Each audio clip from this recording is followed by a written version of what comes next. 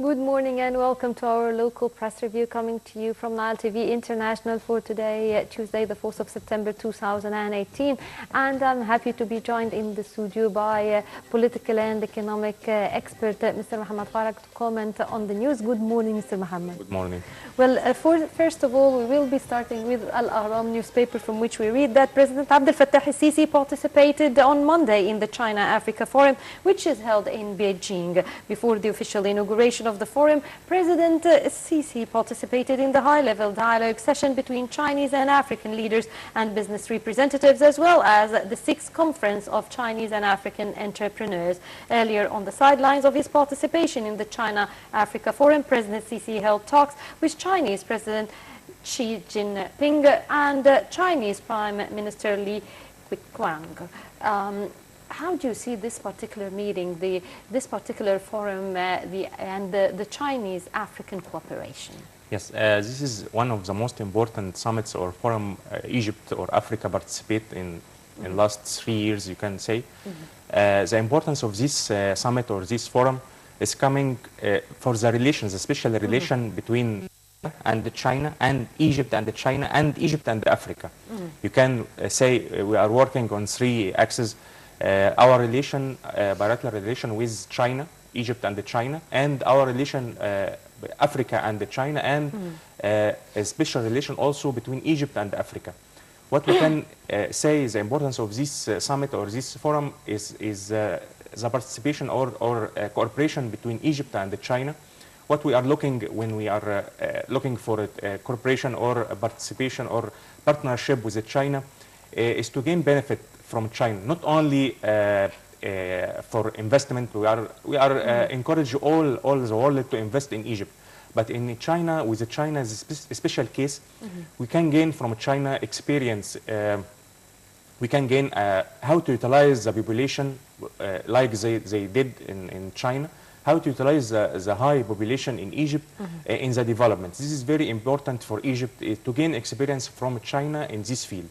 Also, another important thing we are looking when we are making partnership with China, not only in investment, but we need to share the technology, like the countries that, like Japan did with US, like South Korea did with Japan, like also China did with US and other countries.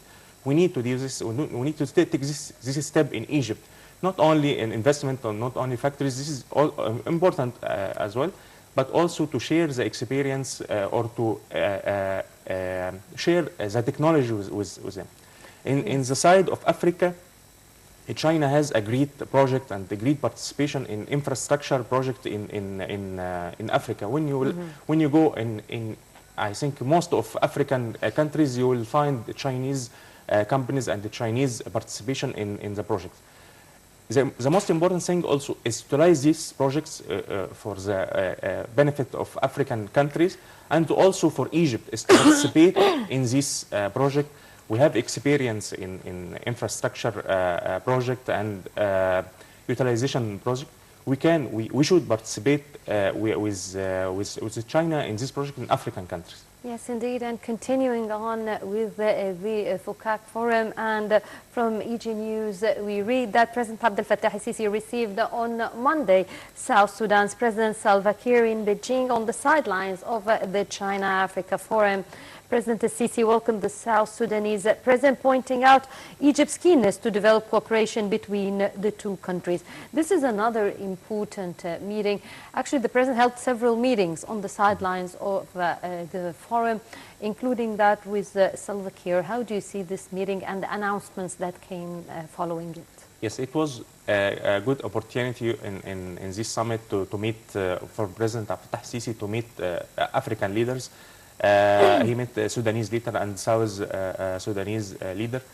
The important also, especially in Sudan and South Sudan, this is our national security, the depths of national security in Sudan and South Sudan. Egypt is interesting to achieve the stability in South Sudan. We are trying to participate or trying to help in reaching to a political solution in South Sudan. I think they are in the way to have this stability and have this solution. in Egypt, we are participating, and we have good participation in this solution. And also in this summit, we are talking about the economic participation, economic investment. We are also participating in South Sudan, especially in investment and infrastructure projects. Yes, we will be moving from the Fukak to the Egyptian-Emirati relations, but we'll return back to the Chinese-Egyptian relations again, and we move to Al-Yom Al-Sabi'a newspaper, from which we read that Prime Minister and Minister of Housing, Dr. Mustafa Madbouli, met on Monday with the United Arab Emirates ambassador to Egypt, Goma Mubarak Al-Junibi, to discuss means of joint cooperation between the two countries in various fields. The two sides also discussed the preparations to hold the joint committee between Egypt and the United Arab Emirates. Also on Monday, the Prime Minister met with the United Nations resident coordinator and the United Nations Development Programme representative in Egypt, Richard Dictus. Now, we have here two different meetings. Let's start first by the United Arab Emirates one. Yes, and when we are talking about United Arab Emirates, special relation with sister country, we keeping always the dialogue and participation and cooperation with this country, with United Arab Emirates country, to gain the experience between each other in investment, in development, and all fields required participation or cooperation between two countries. Yes. Now, we have also, on Monday, the Prime Minister met with the United Nations resident coordinator and the United Nations Development Programme representative. So how do you see this cooperation, and how can we benefit the utmost from the United Nations for the development of Egypt? And in case of United Nations and these international organizations, I'm always saying we have to share with them always our progress, to review our procedures. Maybe they have, it's very important to review with them our procedures. We are now in the area of participation between all countries, between all organizations, international organizations, in especially even in the local investment in local development. It's important for Egypt to share with international organizations our procedures, our development, to review with them. We can regain or reform it, make it another procedures, and they will participate with us in this development and these procedures. Also, the Prime Minister met with the Minister of Transportation, Dr. Hisham Arafat, and that would lead us to talking about the new inked deal of the electric train as well. Of course, it was the agreement started a year ago on the sideline of BRICS, but finally now the memorandum of understanding has been signed. How do you see that, and the works on the infrastructure and transportation in Egypt? Yes, this is the most important role of the government, is to keep and maintain the infrastructure, especially the transportation ways. All ways, but you can say the airways, the trains, the highways.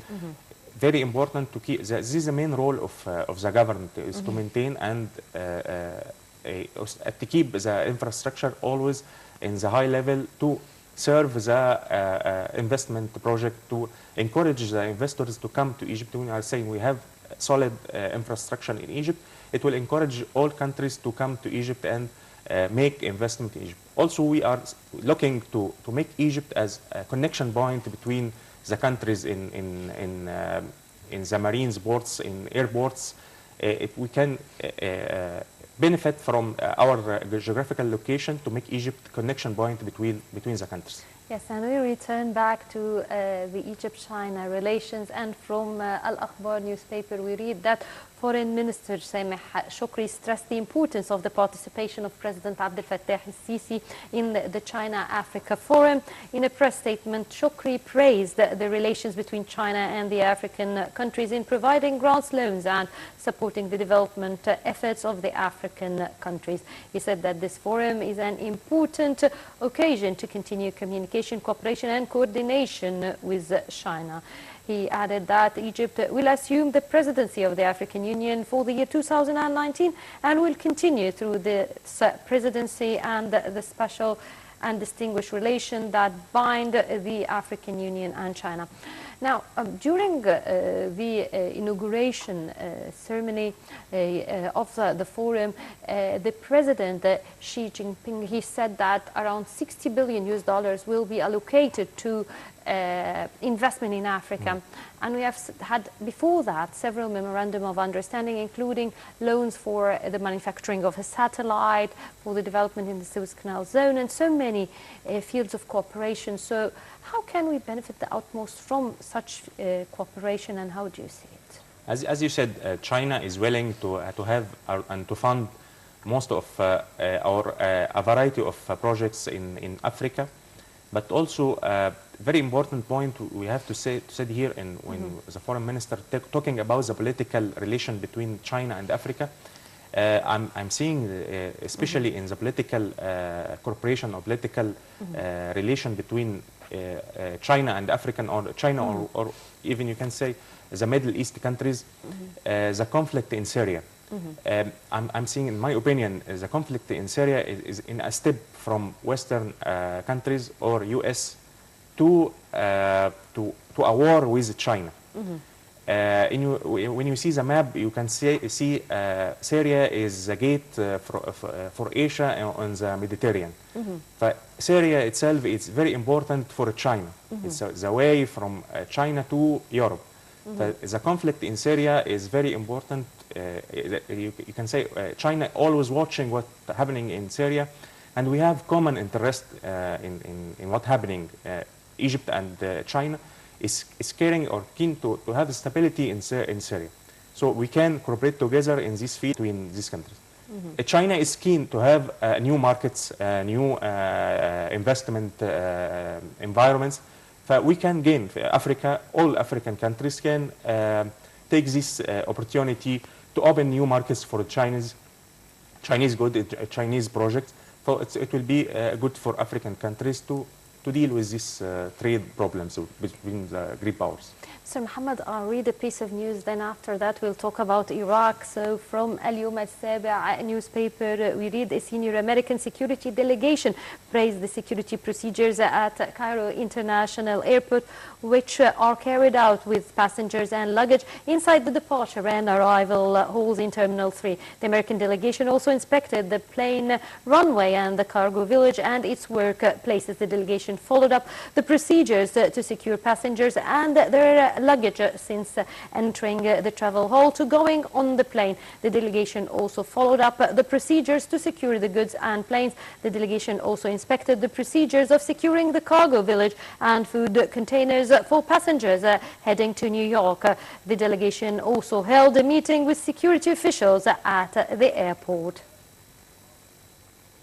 And moving to Al-Shuruq newspaper, we read 16 political groupings in Iraq, including those of a national Shiite cleric and outgoing Prime Minister Haider al-Abadi, reached an accord to create the biggest bloc in parliament capable of forming a new government.